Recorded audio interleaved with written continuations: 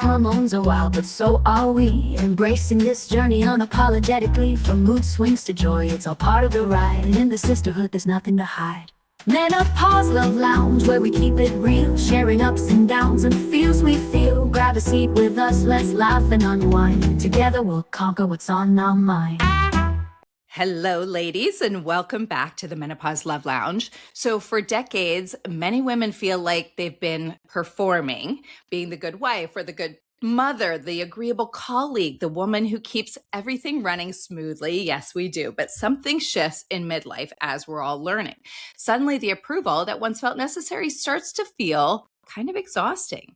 So today we're going to talk about why women over 40 are performing less, caring less about external validation, and finally living more authentically. And I love that for all of us because I think we are each doing that. So we're going to pop in and give each of our personal reflections. We're going to share the moments in midlife when we realize that we no longer want to perform for approval and maybe what's changed in our lives once we've stopped. Karen is going to give us some wonderful stats out there on why midlife often brings a powerful shift in this confidence, the boundaries, and self-perception. And then we've got our legs wide open game at the end. We're going to play absolutely yes or hard pass, and we're going to be using our paddles to give a thumbs up or a thumbs down on what we would do now, as opposed to maybe something we wouldn't do years ago. I'm really excited to touch base on that because I know where some of you are going to go with that. Hi, ladies. How are each and every one of you today?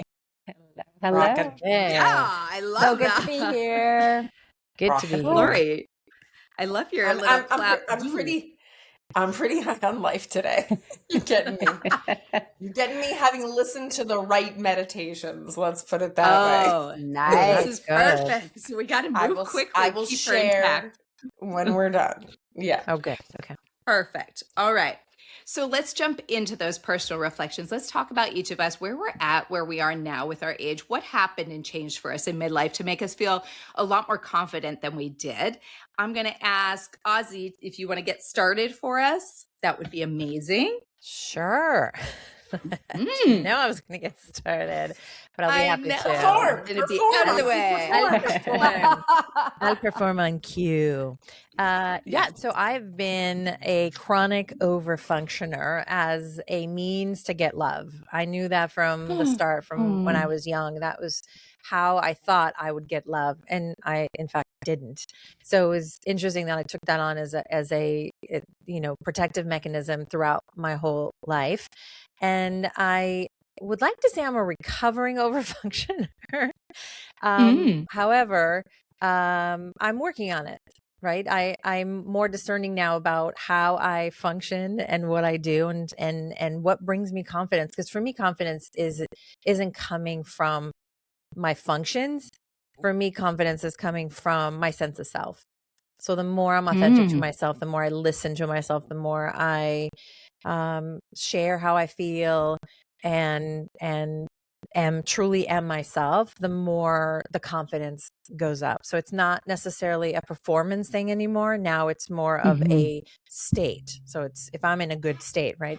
And that's where I'm at. Well, I just wanted to ask Ozzy if there was a midlife shift. Like, you obviously have come a long way. Was there a midlife shift, or was it a gradual over time?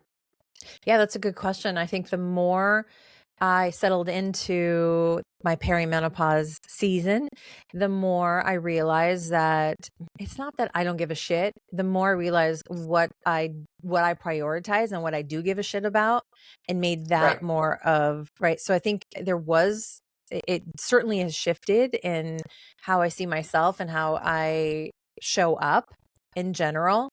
I have to remind myself many times too through midlife. So there certainly was that shift, but there's also still the part that still needs to be addressed or needs to be worked on some more, or just even a reminder. Sometimes I'm like, okay, stop, and let whatever I'm doing know, whether it's a thing or it's a person, let them know that I what my boundary is, right? So it's just in instilling better boundaries in midlife. I've been able to feel more confident in my state of being. Does that make sense?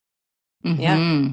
Totally. You know, I think a Nice. lot of people hear the word boundaries. I know when I heard the word boundaries years ago, it felt like I was cutting myself off from people, you know, setting this hard no or this hard line in the sand, and I was going to lose connection. And what I found through the years is boundaries in a healthy way allows more connection. And it wasn't until I really learned how to do that in a loving way that was honoring to me that helped me actually have more love and more freedom in my life. The healthier the boundary, the more freedom and happiness I had. Yeah. Because a lot of times I'd hear boundary and go, ooh, dirty word, ouch, I don't want that. Yeah. You know, and the best way that I have heard it described, and I can't take credit for this, but I have repeated this to so many of my clients over the years, is that boundaries are like a fence you put around your beautiful garden. Right? Like we work so hard to cultivate this life, this beautiful garden with all of the things and people that we care the most about. And you know, no, we are not going to let everybody come in and trample all over it with their dirty feet. Right. You know, it's like I like so that. so the minute that I started thinking about it that way, like it was just a fence around my beautiful garden, I feel like it shifted the whole my relationship with boundaries, you know. Yeah. It still allows people in, right? It doesn't preclude people from coming. It's just you're more discerning about who comes in and how they come in, right? So that Exactly. people understand That's it. what works for you. And if it doesn't, and most of the time boundaries often will get people triggered, right? Your boundaries, they're not really, let them, right? Like this is where I will be okay with saying let them be triggered. It's okay that someone is triggered by your boundaries. They don't have to agree with them. You have to agree with them, and you have to stand by them, and you don't have to quantify them either. I think a lot of times I don't know if any of you get stuck in the quantifying why it is that you have a boundary. And maybe it's a woman thing. Maybe we learn that we have The to over-explaining. like we have to explain why we need what we need and how we need it. Yeah, it's Yeah. a new muscle.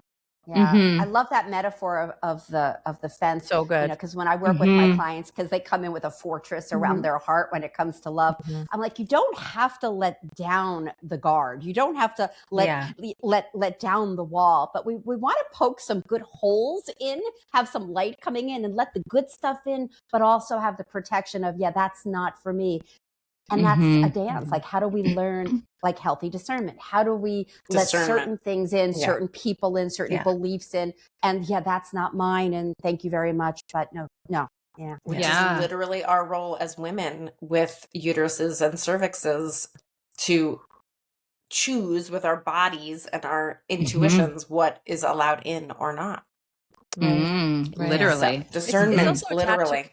It's also attached to control, right? When we, and again, this is a good lead up to the confidence conversation, right? It's the minute we understand true confidence, we understand that we have to let go of control and not abandon ourselves, right? We're truly ourselves. We're not trying to control someone else's outcome or someone else's feelings. We're simply controlling what we can control, and in a way that's letting people know how we want to be treated. Yeah, absolutely. And I think also the best part about figuring out that confidence is really discerning between all of those things, because you said like, we don't want to abandon ourselves, but we want to let go of control. And some people make those synonymous, right? Like, how do I let go of the control, but not abandon who I am and myself? And sometimes it's just really figuring out what exactly what little bit of that control you can maybe let go that still keeps you in the right place, in the confident place, but you're letting others do stuff. It's a hard There's dance. a sweet spot. It's a Such sweet a hard dance. But it's a hard dance. Yeah. Because I struggle with that a lot. I know we're not even talking about control here, but I think it all plays into all of the confidence and everything, because it's very difficult to, ties in trust, right? You're trusting whoever you're letting that control go to. And then once you do, it is like just a weight off your shoulders to go, oh, they got it. I can do something else. I can work on something else and still, create that confidence in a different area than where I thought I needed it to be. So I find that so so Andrea, I actually think this conversation about being ourselves and being authentic and having confidence is completely tied to control and trust, because the more we can allow ourselves to trust, to feel safe, to open, the more we feel confident. And it's like chicken or egg, but at the end of the day, tying back to what Lori said, about opening up and being, intimate with people. I just watched her episode yesterday on Second Act TV. Is that what it is? Yeah, it was such a brilliant segment on the third date. You got to check it out. And I couldn't stop watching it. And I know this shit, but I'm just like, I was so like, what is, yeah. Because she was talking about slowing things down. And like, as women, when we open up, it's a big deal letting someone in, especially between our legs. And that takes a lot of confidence in ourselves and trusting ourselves to go, you know what? I'm not ready yet, or I am ready to do that. So I just wanted to plug that episode. It was so wonderful. Thank you. That's awesome. There's nothing like quiet confidence, right? Like when you sexy. You just know it. Like, yourself, your boundaries, you know where you're going, right? And have you ever watched somebody walk into a room and it's not ego, it's simply they're gliding through and you're like, wow, like who is that? I want to say something. I want to say something that's like a counterpoint to boundaries, or maybe the umbrella to the concept of boundaries, because I've been teaching people confidence for over 20 years. And I literally teach them that confidence is an outcome of your personal integrity. And your personal integrity is the alignment of your highest ideals, your thinking and your planning and your actions. That's the Handel method version of what is personal integrity. And it's personal, not integrity, capital I. It's personal, lowercase p, lowercase I, because your highest ideals are different than mine. So when you see someone walk in, and in the places where the places where I feel confident are the places where I am crystal clear what my highest ideal is in the moment. My thinking and planning is aligned, and then my actions are aligned to that. And the places where I am not confident is where I either haven't figured out my highest ideal, or I'm not operating based on it, or I figured it out, I made a plan, and then I didn't do the freaking plan. So is it dependent then on your on that? I wouldn't. Well, I think there's like your God-given knowing that you are a divine being, which is like the most essential level of confidence and self-love. But I think in the day-to-day, it's such a hack. It's such a hack to design. It's such a hack to design your life, right? Like, it's such a hack to go, I know what, and it's similar to what you're saying. I think it's another way to say boundaries, because boundaries is another way to say, I figured out my highest ideal, so I'm ruling out what isn't. Got it. Right? That's the fence around the garden. And then I'm planning in accordance with that and acting in accordance with it. So I think it is just another way to say boundaries are the activity of self-love and true confidence, I think. I'd like to add one more thing. Go ahead. I'm sorry, Ozzy. I was just going to ask about highest ideal. Go. No, I just want. I'm curious if the audience understands. Just so we get an example of what does that mean? Oh, examples galore. I mean, I'll take even. I think, you know what's so funny? I'll give an example that is my personal reflection. Okay, so we'll get me out of the way. You all make me want to stop overperforming, right? Like, if there was a moment in my midlife when I met you all that I was like, oh, right? Because I've never been surrounded by 5 other capable, brilliant, empathetic, spiritual women like this. So it really was the first time in my midlife where I could be like, maybe I don't have to prove myself, and maybe I don't have to keep quote unquote over functioning or over performing. And so my highest ideal, right? In this case, my highest ideal is to show up as a collaborator and a partner. And in the past, my highest ideal might have been to control the situation and be able to anesthetize my own anxiety. Might have been my subconscious operating highest idea, quote unquote, ideal that was managing the show.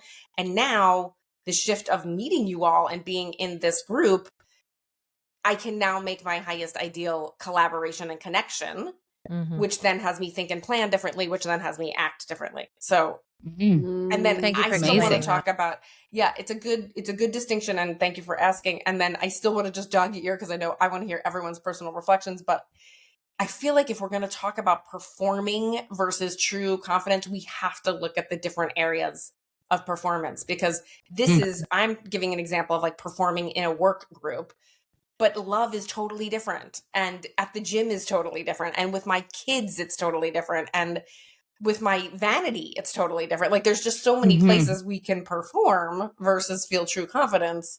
I don't know. I just want to make sure we break that down. And now I will stop talking.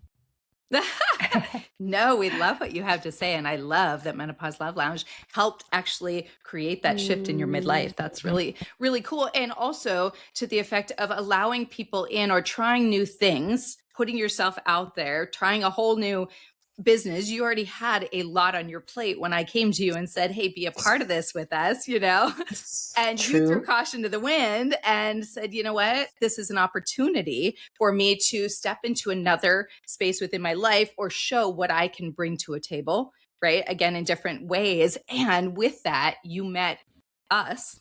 Amazing. And, and like, that's pretty cool. That is where your shift somewhat took place. How cool is that? Yeah. You know what I mean? Very. Yeah.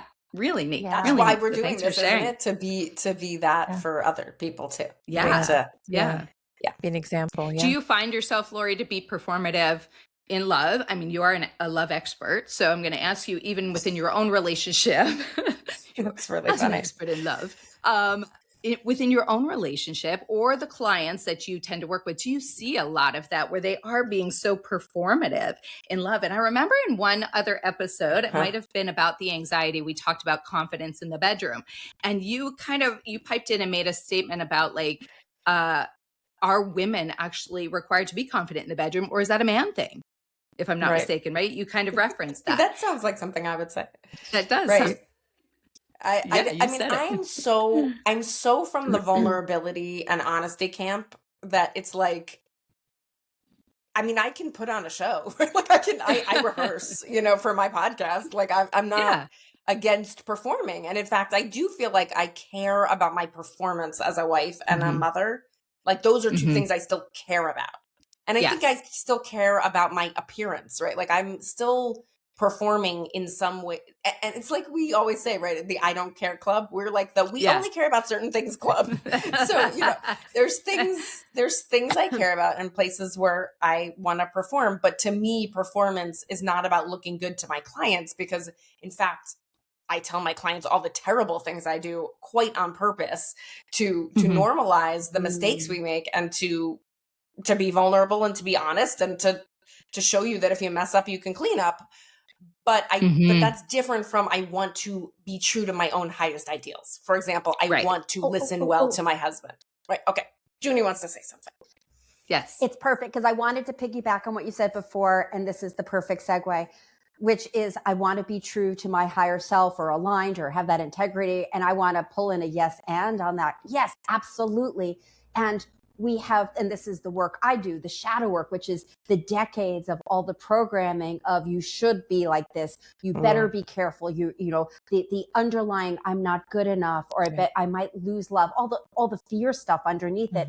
And so this is, I'll go right into my personal reflection here, which is I was a micromanager. I was walking on eggshells for most of my adult life until I hit like my mid 40s.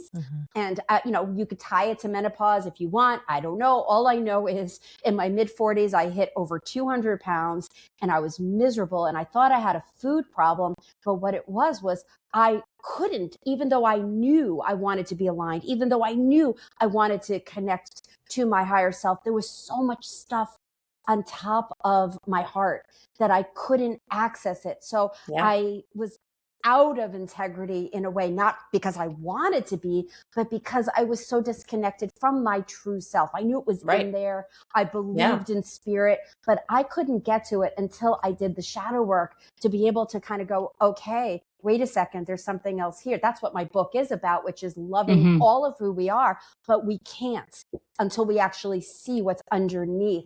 And that to me gives me the yes and. It's like, yes, I can totally have the confidence, be fully who I am, and embrace my life and no holds barred. Because look out, once I did the shadow work, it's like I'm pretty darn fearless. As you guys know, I was naked on the internet. Well, Boobies. gracefully done, painted with a message, Yes. tastefully with a message Tastefully. of there's no shame here, but the transformation came from letting go of the beliefs that something was wrong with me. And and not at the top of the mountain, still find those moments too where I have to clean up or come back. But at the end of the day, that what was underneath me was like a pressure cooker of be careful, don't screw up, I'm going to lose love. Like Ozzy said, it was all about if I'm good enough, or for you achieving, but I had that too. It's like, if I'm just good enough, then I'm safe. And then I can connect to spirit. But it was like cart before the horse. And yet, yes, I was always connected to spirit and doing the best I could, but there was a whip behind me. And that did not feel like I was owning fully who I am until I was like, oh, this is what I picked up along the way. So I just wanted to bring in that yes and around alignment and higher self. Great. I love that. Karen, where are you at with your confidence? I think you're rocking it. I think that divorce and dating are extremely underrated confidence boosters. Yes. Oh, my Boom, drop the mic. I said what I said. And the reason being that I think, I can't speak for everybody, but I grew up in a household where I think a lot of fear was taught to me, not so much fear of my parents, but I think I just really didn't believe that the world was a safe place that I could navigate on my own. I believed that I needed a lot of other people and things in place to feel safe. And it really wasn't until I got divorced and I was forced to manage both the freedom and the challenges of navigating life alone that I really grew in terms of confidence, that I really became the confident woman that I am now. And that's not to say that I don't trip up and that I don't falter, but I really do believe it came down to me just feeling like I can trust myself. I may not always get it right, and I may not always do it perfectly, but I can trust in my ability to figure it out, because if I figured out if my world fell apart and was turned upside down and I figured that out, it feels like whatever challenges I meet going forward are just a little bit more manageable. And I will also touch on something. Laura, you said it, and Junie, you said it. I think this community of us, the six of us, and MLL has grown me in ways that I never could have even imagined.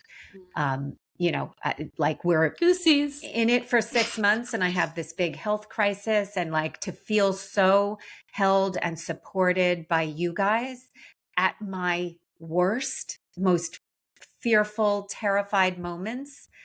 It brought me through, and it made me feel like, okay, once again, it's like I got through it. And I think that, the more we have those challenges, maybe that's why at this time in our life, we feel a boost of confidence, because at this time in our life, I don't think there's a woman out there who hasn't had to overcome some challenge or another. Right. And that's where we get it from. So it's like, that's why it's one of the reasons why I'm always saying, like, don't hate menopause. Yes, it's challenging. Yes, it feels terrible at times, but just navigating our way through that, I feel like it has changed me on such a fundamental level. Like I could never go back to operating the way I did when I was 20 or 30 or even 40. Such a great point. And also, I mean, you pointed this out so beautifully, that confidence doesn't necessarily need to be something you do alone, right? Like having a good source of a foundational group of women or anyone, just having community in general, I think inspires more confidence in you. So thank you that's such a great point. Yeah. Ooh, Giving me goosebumps. I love this. It's so neat, because we talked about this in the friendship episode, how hard it is to find friends at an older age, and I've done it in multiple different groups, and just like knowing you have that foundation, that stability of you guys that you can just reach out to when you need to, it does help build our confidence and it keeps us going at all the time. So, okay, I'll go next because I'm the last one to go. So, I will say, like, for me, confidence, gosh, wow. When I think back to just growing up, I've talked about this before about my parents being older, and I was very, very sheltered growing up for such a long time. And even when I got married, it was very, very difficult for me to let go of that relationship with my mom. Everything I would go to her for. And this went on for many, many years until my ex-husband and I actually moved to Texas. And that's when I kind of blossomed a little bit and started to become my own person. But I still felt very, I don't want to say trapped. I wasn't trapped. It was just very, I just didn't know how to come out and to be who I felt I was really meant to be. And I more recently said this, even with me coming from the mortgage business into doing what I'm doing now, I wouldn't even recognize myself, to be honest. It's such a difference when you start to find out who you are and you do set those boundaries and who you're going to accept in your life and who you're not. And just taking that little bit of a stance, it boosts you and it boosts that confidence to the next level. And every little thing that we do, this podcast alone, having the responses that we've gotten from it, the people that are like, you guys are amazing. And what great stories you have to tell, and your camaraderie and the way you connect and you're there for each other. That's boosted the confidence, right? Like I can come on to these episodes and host it knowing that you guys got my back. If I can't say something, somebody's going to jump in and say something. That's a level of confidence. So for me, in other ways, I've also learned to no longer accept things that don't service me. It's just gotten to that point where I don't have to pretend like I like you. I don't have to pretend, any of those things. And while that might seem harsh to be that way, we're not meant to like everybody. We're not meant to be friends with everybody, or we would all be the same. We'd all have the same personalities. So I think it's really been exciting to figure that out. For me, my confidence had started after my divorce. And so I had to just coming out on your own. And didn't somebody just say that? Like, divorce is one of the big times that you actually just have to cowboy the fuck up, right? Like, and just fake it till you make it. Fake it till you make it. And I can't say that I still don't have those imposter days, but that's exactly it. You just got to fake it till you make it. And I've found a lot more that when I am so hard on myself about where I'm at with things or what I'm doing, and this has come up actually on my other podcast from Mrs. Tamiz, where I am like, who wants to listen to me talk about dating? It's me putting myself down, right? And saying those things. And then now I'm kind of like, well, heck yeah. I mean, I have lived it. I have experienced every aspect of it. I have done where I've been cheated on. I have had sex too early. I've done all of those things. And, and so now I'm realizing, whoa, that, my podcast is just booming. And even at, my son's show this weekend, he's on tour, and I actually had multiple people say to me, my mom listens to your podcast. She thinks it's great. Yes. And I'm like, really? So amazing. And every aspect of that boosts your confidence again, right? Like I now can go to this week's episode and go into it being like, everybody's listening now, they're going to get something good. And dating, right, Andrea? And dating. Oh, yeah. Dating. Dating was, I think everybody at some point in their life should write a dating profile. Even if you're not dating. Not using write the profile, because it is such a lesson in yourself. Humility, getting to know, who am I? What do I like? For so many years, I think as wives and mothers, we are so used to deferring to what other people want and need that we don't even stop to consider, what do we really want? What are our non-negotiables? What makes us who we are? What do we really absolutely need in a partner? The process of dating not only makes you sort of immune to rejection and all of that. As you said, I'm not for everybody. Everybody's not for me, and that's okay. But it also really just deepens your understanding of yourself and of your own dynamics within relationships. I think it's like, as I said, just an underrated tool for women. You're so right on that, Karen. And I think it's really, I would implore everybody to use it as a social experiment to the listeners out there, wherever you are in your space right now. If you are single and you're in that, maybe in the perimenopause stage and kind of a little bit younger, even if you're not ready to date, write that profile and then go back and write it like, once you are a little bit more dating and you're doing more and more, and then a couple years later, you write it. God, if I went back and looked at my profile now, I wish we could keep them to go back and see what my profile looked like, a few years ago to compare what I would write now. Your vision of what you want for yourself has changed so immensely. Like me, it was like tall, handsome, you know what I mean? Tall, dark, and handsome. All of that stuff. And now it's, I mean, that has just moved. No, tall's still up there, not gonna lie. But beyond that, everything else has moved down. And I've just found the things that make me feel more confident in a relationship as well. And owning that. Great point. Right. Owning that unapologetically. Because a lot of times we apologize for having those needs or those wants, right? All the time. Exactly. All the time. Exactly. Yes. Yeah, people sometimes are afraid to actually claim it. And when I'm working with people, I ask them, how do you feel about this one line? Well, it feels like a little too selfish or a little too, I'm being too full of myself, And so like what's underneath that? Oh, I'm being too much, too big, who am I to, it's like those are the nuances versus exactly like what Ozzy just said. It's like owning it. It's like, this is who I am. I'm going to make a bold statement because I am not going to lower my light so that everybody loves me. I always say, if you have so many people in your inbox, we might want to look at what your profile is. I want less people in your inbox, but the right people in your inbox. Because you pushed other people away, and the right ones are going, oh, that's my girl. Yeah. That's right. That's right. But don't you think, I want to add one other thing here that I think we've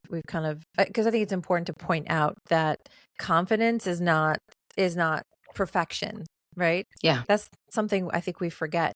It's messy. Sometimes being honest about, hey, I'm feeling this way is part of confidence.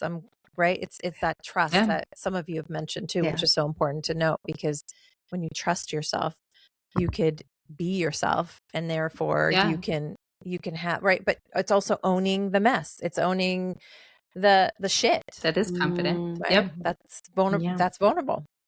And 100%. confidence sometimes takes some time by leaning into these things. We don't just come out and go, I'm confident in dating. It's like we kind of have to lean in and learn the ropes to some extent. And every time we build another muscle, we get more confident. It's not like we just drink a magic potion of confidence. It's a learning, it's a growing. But also coming off of, and Karen and Junie and Andrea and I can relate to this, when we came off of being married, right? We're going through a divorce, and now we're putting ourselves out there, and we're going on dates, and we're sleeping, right? We're sleeping with people and having sex, and right, like that boost of confidence of someone liking you, and other than the person that knew you for 17 years, 20 years, however long you were married for, and then all of a sudden you're like, oh, I still have it.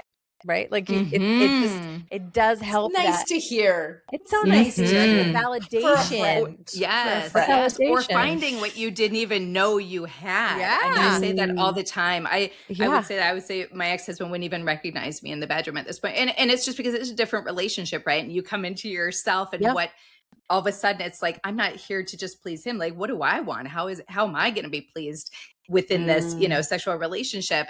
And learning like, oh, it's okay for me to be a little bit more aggressive or to do things that I maybe would never have done in my marriage. It's fun. Lights on or lights off? No, I'm just kidding. We covered that already. In between. I'm like a red light therapy room. Oh, okay. You're my kind of gal. Yes.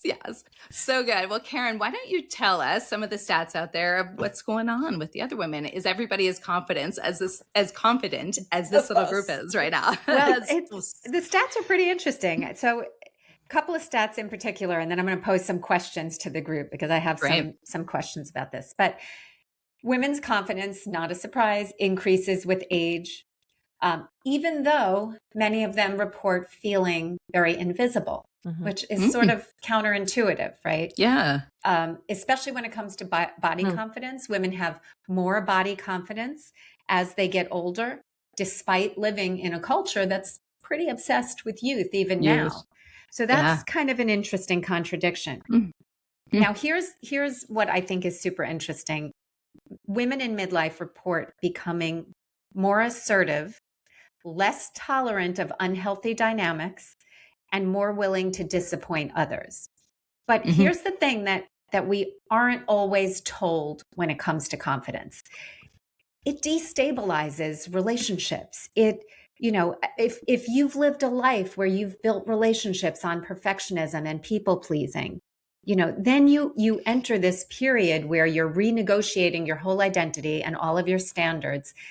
It shakes things up. And so, there is, I think, like a cost to this freedom and confidence. And I guess that's kind of the question I'll pose to the group is like, first of all, is invisibility in itself a type of freedom?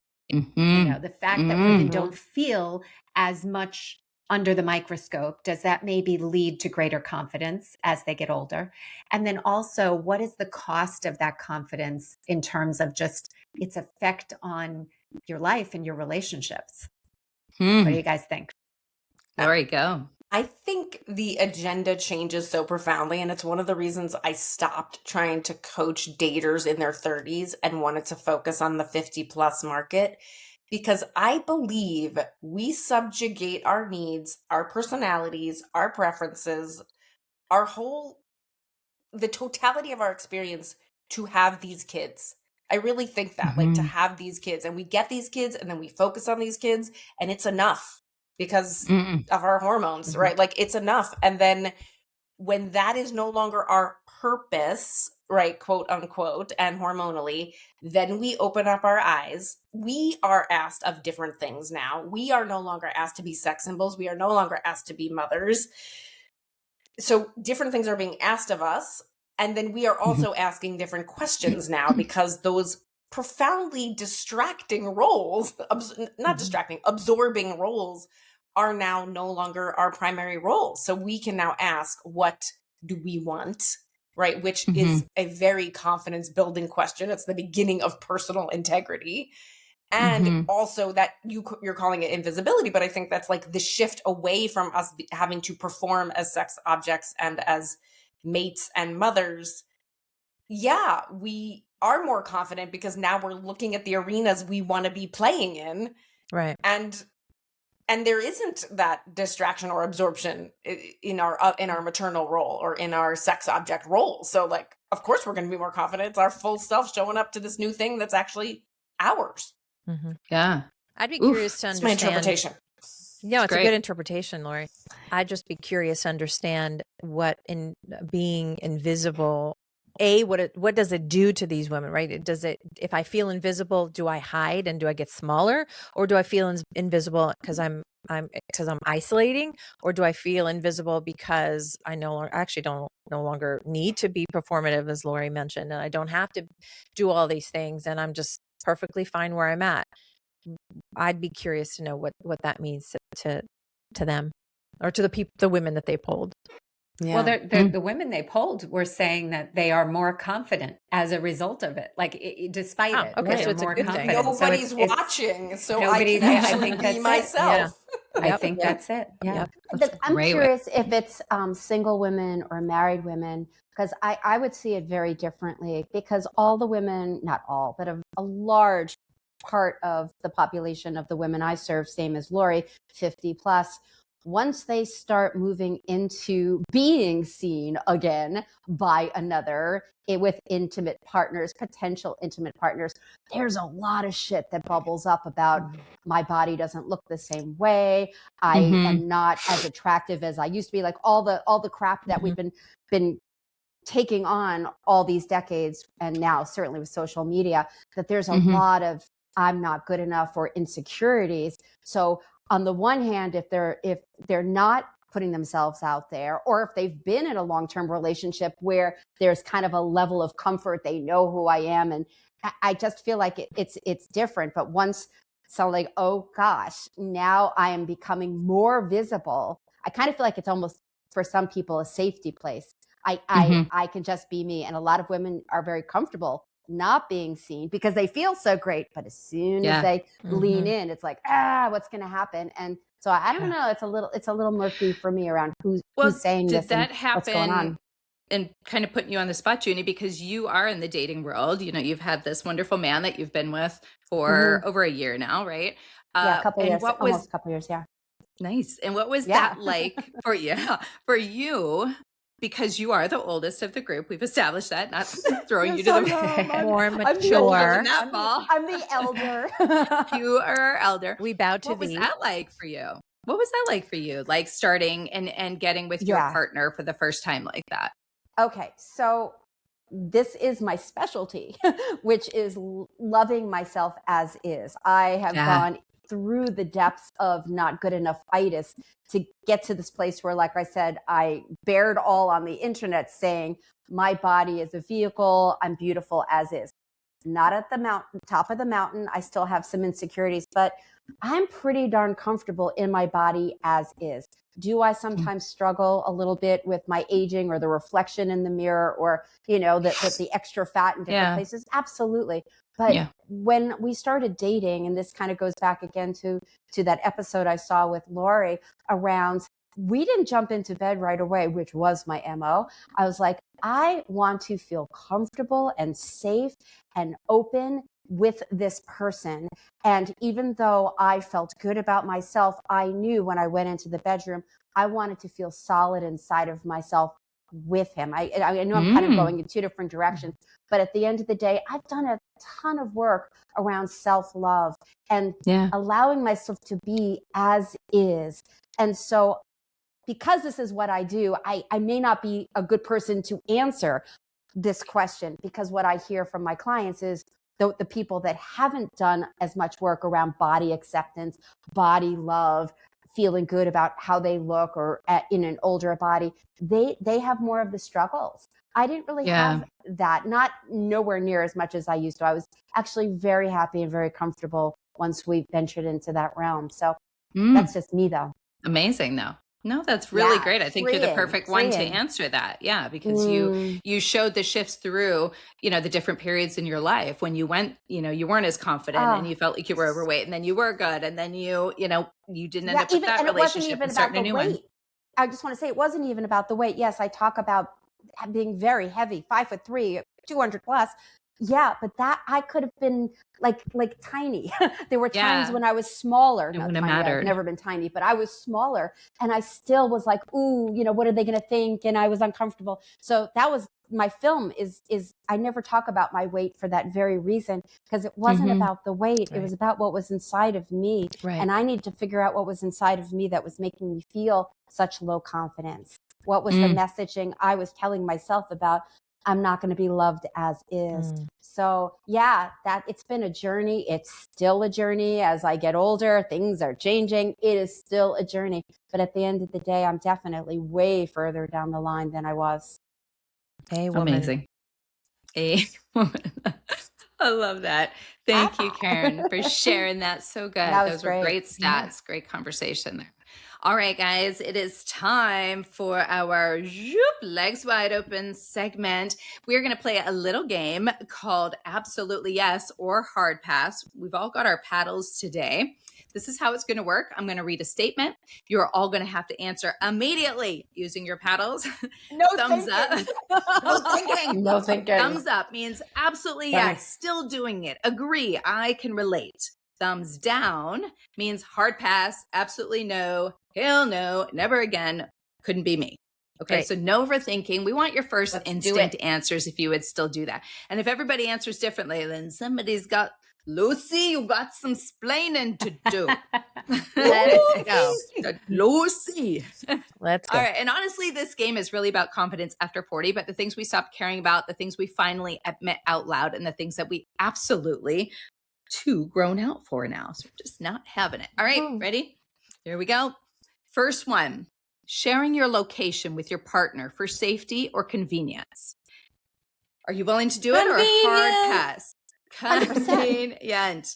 And I do want to do a little caveat on that. That should be a little bit, if you're just freshly dating, you don't need to do that yet. I read Nope. something the other day where a woman was like asking questions and she was like, well, but he put a key tag in my purse like after our first week of dating. And I thought that was so sweet. And I'm like, no. Yeah. No way. Right?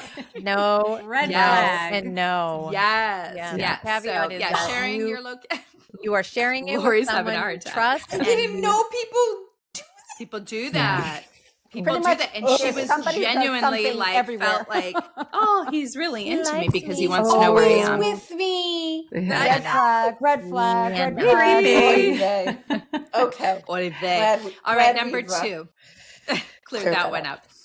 Number 2, going through your partner's phone. If you had a reason to suspect something, is that something that you would do, or is that a hard pass? You would just never, ever do that. If you had something to suspect.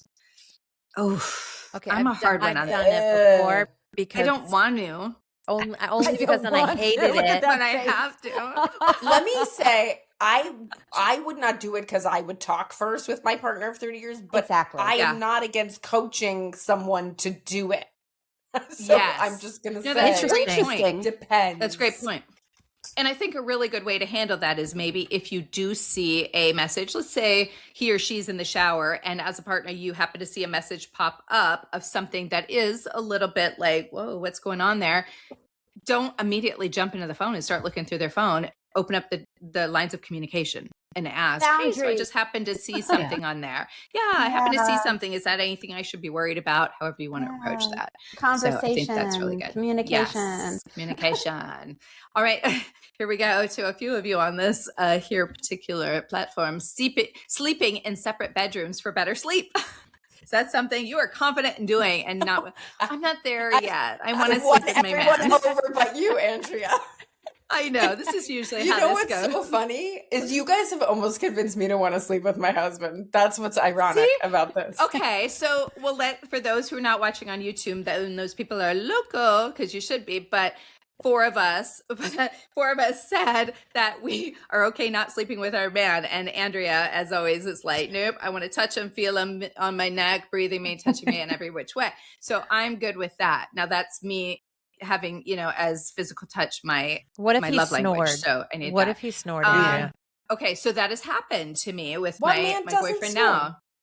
I know. So I do kind of just whack him, push him a little, whatever, as long as I can get to Whack sleep 'em. first.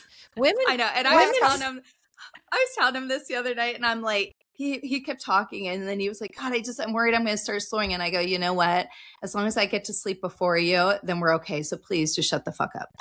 That's what I said. Like, So just let much me get pressure. to sleep. So much pressure to Boundaries. me. So Like, much I better go pressure. to sleep. Let me sleep. But Before he women snores. snore too. All my girlfriends Yes. snore. So when we go away, I'm always like, y'all need to not be in bed with me because I am a light sleeper.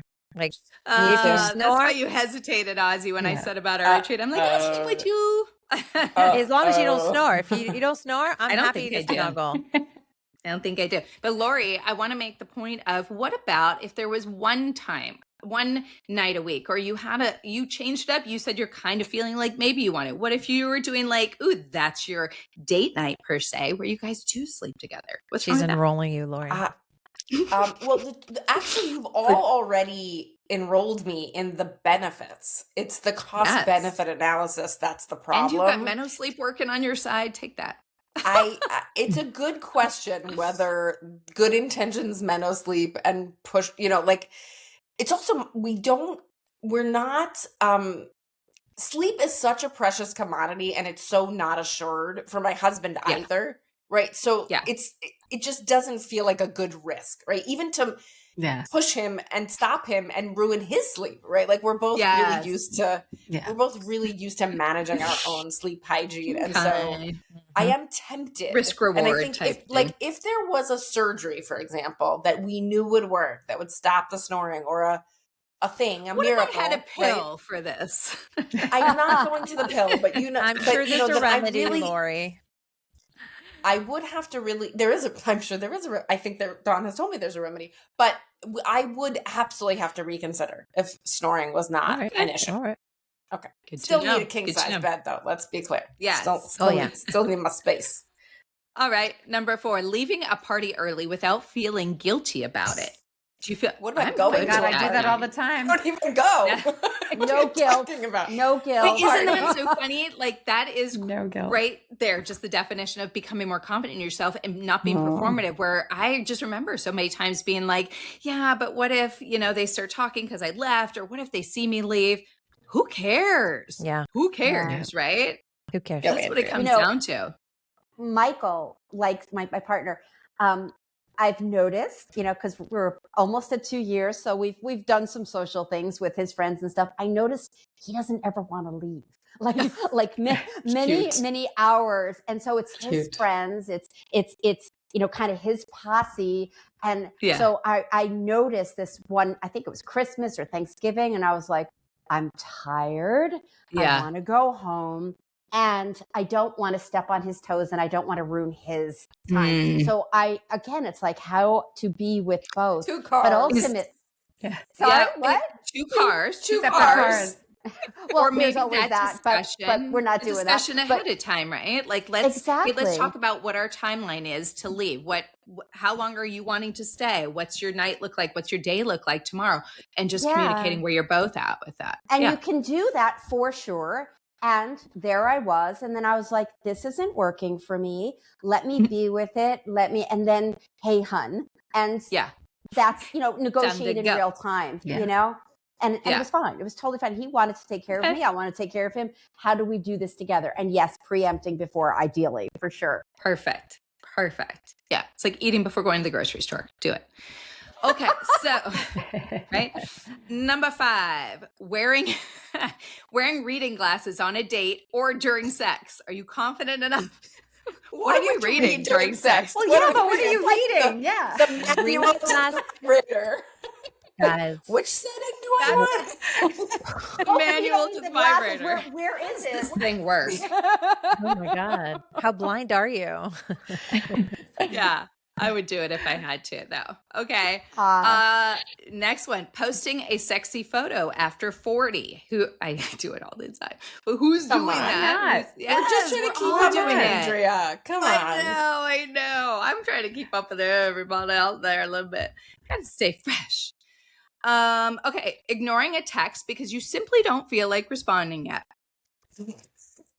I'm incapable I'm hard of doing on that. Yeah. No, I'm good with that too. Yeah.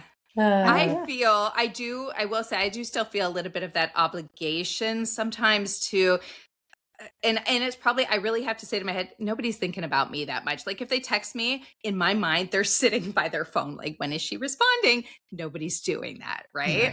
Oh, I am, Andrea. I'm You waiting for are? a I know. response. That's why when we got on this call, I said to you, Lori, I got your messages. I've just been busy. I did. But I'm equal opportunity. Like I treat as I would like to be treated.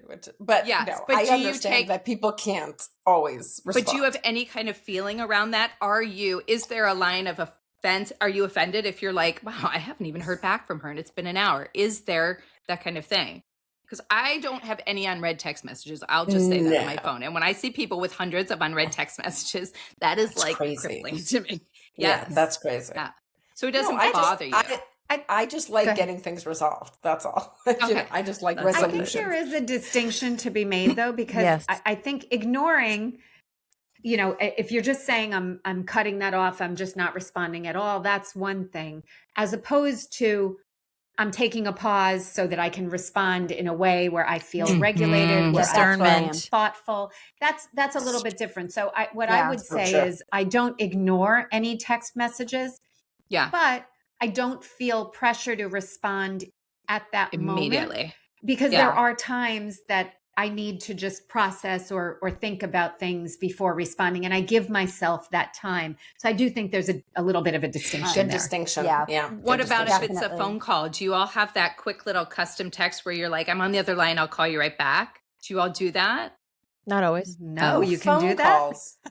Didn't No, know but I that. know, Andrea, you do, Just because I see the me. same That's direct hilarious. message if I call. Yeah, that- right. that- That's the one thing I said. Like, I feel I need Yeah. to hit it so that they know I'm acknowledging I see you're calling, but I'm busy. I think that's nice. See, I this think that's nice. is Thank where you. I used to be, which was I want to be the good girl. I don't want to upset anybody. I don't want to rock the boat. I better be on top of everything. Micromanaging queen. That's who I used to be. Now it's like, unless it's my mom or my brother, nothing personal, ladies. Unless it's my mom or my brother, it's like, I'm busy or I'm doing something. I will get to it as soon as I can. Yeah. You know, and that's me taking care of me and having healthy boundaries about what I'm doing, and nothing like I need to take care of everybody else first. Immediately. Right. I love that. Okay. 2 more. Spending money on yourself without explaining it to anyone. No explaining. Nope. What I want. Oh, 30-year marriage. That might be Yeah. different for you, interesting. right? That is so interesting for the listeners. Yeah, that makes the sense. 4 of us who are not married all said, nope, we do what we want when we want. Spend And it Lori whatever is I married. want. And you know That's what? a no. Well, Makes that's a sense, different, Lori. and you've been married for 30 years. So my assumption, I don't know this, I think we did talk about it, but I can't quite remember. More couples our age at this point put finances together, right? So you're responsible for each other's, what is coming out of the account, where it's not just a free for all. It is ours. It's ours. And so we just have a rule: no purchases over $300 without a conversation. It's simple. That's a great idea. It's Agreements integrity. do beautiful Right. things. I love it. Absolutely. in a She's relationship. got financial integrity. Yes. Yes. Well, no, integrity Okay, to the last one. relationship, right? Like, do you just Yes. Yeah. Okay. Both. Last It's integrity one. to our money Both and ends. integrity to each other. Yep. Yeah, exactly. Yeah. Yes. Go, Andrea. Okay. Last one. Last one. Prioritizing peace over being right in an argument. Whoa. boy. Well, I need No, to. I I cannot. struggle with this one a little bit. Yeah. Gotta get the Both. last word in, kind of girl. Yeah. Why, Karen? Peace. That is the key to peace. Karen, why do you struggle? I feel if there's a disagreement often that I need to explain my position and that we're not okay until we agree. You know, like I think I'm That's still your piece. working on being able to say we disagree and we can leave it at a disagreement. I think sometimes I feel stress over that. Like I feel like we have to meet in the middle, or we have to come to and let's face it, sometimes you just don't, agree on certain things. Can it be you both understand each other's perspective? Would that Yeah. be settling enough? Or does it have to be agree? Like have the same philosophy? You know what?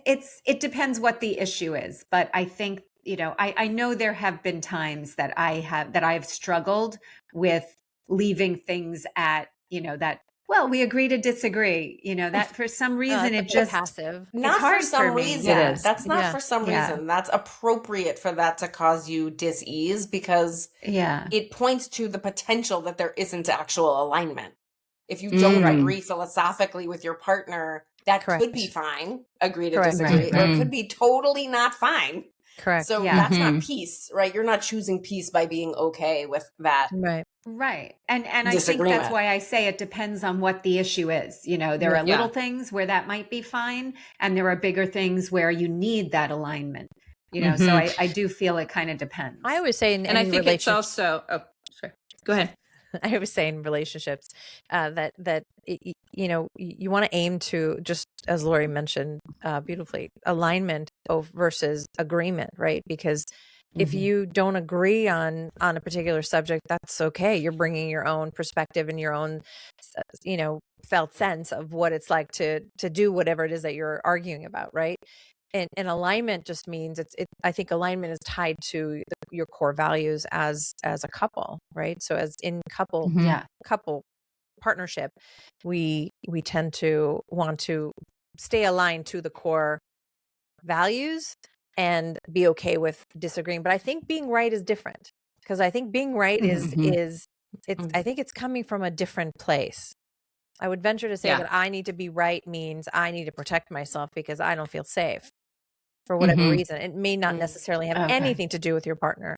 It might likely is something that's within you that's feeling unsettled, and you just have to be right because you think you look at things very much in right or wrong perspective or lens. Mhm. And I often say every Yeah, time it's you a do that. deflection. Mhm. That's And when that's a good point. And when you're Yeah. right, you have to make somebody wrong. When you're making your partner wrong, now you're enemies. Now you're no longer in collaboration. And when you're not in collaboration, Mm. now the partnership No starts bueno. to have a little sever or a little crack. Yeah. Yeah. And I Yeah. was just going to add real quick that there's also that really fine line of the people pleasing line, right? Where we don't want to be too much like where we constantly are like, no, you're right, just to keep the peace, because then you are a little bit abandoning yourself, right? And giving into that people pleasing so much. So it's a balance. It's a hard dance, as we said. It is a hard dance. Well, all right. With that, our legs are closed. I really like that. Actually, that gave us some really great conversation and insight. So I love that. So to the listeners out there, has your confidence shifted in midlife? Have you found yourself caring less about approval and more about authenticity? We would love to hear your story. You can find us on Instagram and TikTok at Menopause Love Lounge. You can email us at you can email us at theladies@menopauselovelounge.com. We absolutely love hearing from you guys, and also full videos on YouTube. We look so good and using our paddles and our funny faces, especially Lori gives me such entertainment. Just watching Great faces. And by the way, Great I faces. need those faces for the thumbnails. Yeah, you do. So join us on YouTube, guys. Comment, like, subscribe. Really, they're really great videos on YouTube. So check it out. Send us a DM, voice note. Tell us what you are stopping performing for and what freedom that's created in your life. All right. That's it, ladies. I hope you guys have a great, confident week. Yes. And that I love seeing you guys. You bring confidence to me. So thank you. Love ya. All right, you guys. Till then. Bye-bye. Bye. Toodles. Bye-bye. Toodles.